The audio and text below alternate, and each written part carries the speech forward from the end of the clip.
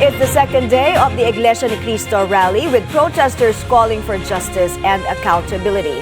But the crowd is noticeably smaller today compared to yesterday when they gathered after the Ombudsman's announcement of plunder charges against Senator Rodante Marcoleta, who's a prominent member of the religious group.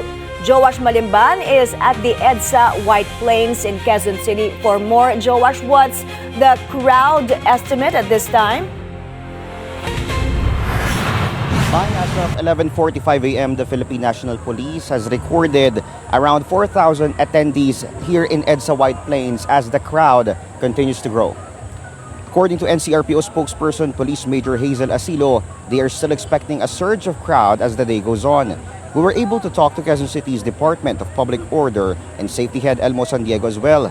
He revealed that the Iglesia ni Cristo protesters have requested a permit for 4 days, including the day 1 of the protest action yesterday. However, San Diego said that due to logistical and public order reasons, they cannot grant a permit that will continuously run until Friday. That's why they only issued a permit today from 8 a.m. to 8 p.m., which is subject to extension depending on the results of the protest action today. Which means that if the INC protesters display an organized and cooperative behavior in today's protest, a permit for tomorrow may be granted again by the Quezon City LGU.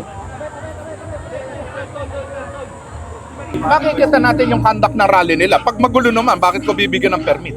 Hindi ba unfair naman doon sa iba na sumusunod sa amin? According to San Diego, the Iglesia ni Cristo members are expecting 100,000 attendees throughout their planned 4-day protest. That's the latest here, Mai. Back to you. Josh, ang panawagan ng grupo, alam ko, di ba, accountability, and they spoke up against corruption and yung sinasabi nilang selective justice. Pero ngayon ba, may dagdag ba silang panawagan ngayon? Kasi may narinig ako na yung iba sinasabi they won't disperse until mapaalis si PBBM or mag-resign siya.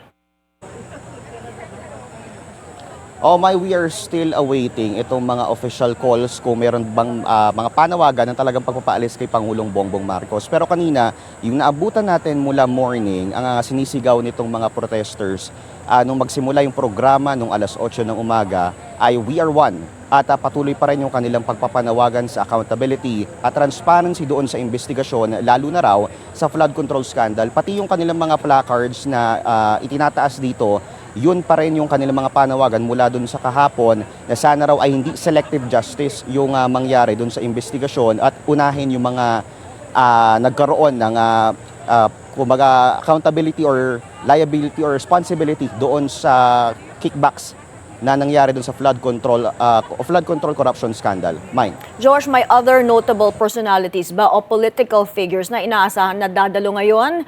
Kasi kahapon nakita natin si Senator Amy Marcos at former Congressman Mike Defensor. Tama ka dyan, Mai. Kagabi rin, actually, dumating din si former Press Secretary Trixie Angeles. Meron ding, pumunta rin si Senator Amy Marcos, Senator Alan Peter Cayetano. Inaasahan natin ngayon, actually, usap-usapan na possible daw na dumating si Senator Rodante Marcoleta. Pero ito ay something na we still need to confirm. Mamaya, yung pagdaloy ng programa, titingnan natin kung sino-sino pa yung mga possible na dumating na mga personality. Pero sa ngayon, mga performances pa lang yung nakikita natin dito sa EDSA White Plains. Mine. George, ang tanong ng marami, bakit walang kakasuhan doon sa nangyari kahapon? Given the obstruction dyan sa EDSA, naglagay sila intentionally ng mga buses para makaharang sa daloy ng traffic at also doon sa malaking perwisyo na nadulot nun. May actually pinaliwanag yan kanina ng Philippine National Police, pati ng head ng Department of Public Safety and Order ng Quezon City. First, doon sa mga inaresto kahapon, meron kasing naaresto na 4 na individual kahapon na allegedly ay nag-cause ng gulo at chaos dito sa may EDSA White Plains. Yung isa, yung driver daw, ayon kay Major Asilo, spokesperson ng NCRPO, pinatawad na raw siya ng pulis. Dahil parte naman daw ng trabaho ng PNP yung mag-control at magtaguyod ng kapayapaan dito sa lugar.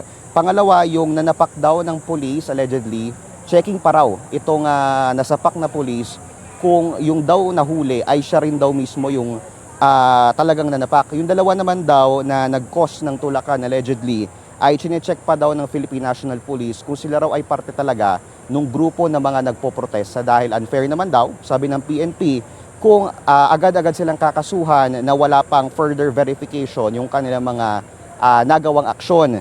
Ayon naman sa Department of Public Order and Safety ng Quezon City, yung mga nakabalandra na bus at sasakyan sa EDSA White Plains ay possible daw na talagang merong liability dito sa nangyaring protest kahapon, lalo na walang permit. Pero nilinaw niya na ito naman daw ay napag-uusapan at pinag-usapan na kagabi.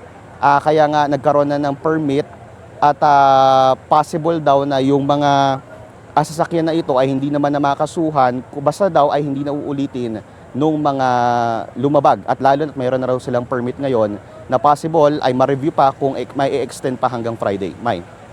Maraming salamat, Joash Malimban, live from the EDSA White Plains in Quezon City.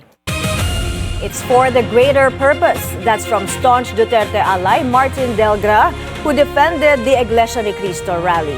In an exclusive interview on BNC's The Spokes, Delgra, one of the legal counsels of former President Rodrigo Duterte, said the INC is expressing frustration over how the government acts or fails to act on national issues. Day one of the rally yesterday caused major traffic jams across Metro Manila, disrupting the commute to and from work, with many missing school, work, or their flights. I've been in rallies, and obviously there are inconveniences, Clearly. especially those who don't get involved in the rally. That's the reason why I'm saying, na talagang why would people go out and inconvenient themselves? Sila mismo yung mga realista. Kasi galit na, frustrated na, at humihingi ng tugon sa gobyerno. The very government that they have entrusted their lives, their vote, the time when they voted for this government to run the country, the way they expected the country should be run, and naiba na. So, yun po ang intindihin din ng mga taong na inconvenient who were not involved in the rally. It's for the greater purpose.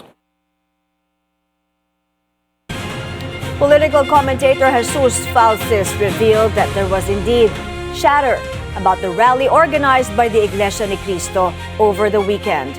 On BNC's On Point, Falsis said he was surprised that the government did not mobilize. He also insisted there are grounds to file a plunder case against Senator Rodante Marcoleta over his questionable campaign funds. Despite the thousands who attended the rally, Falsis said it is unlikely to spark another people power-style revolution, as the INC does not have the backing of the Catholic Church and civil society groups.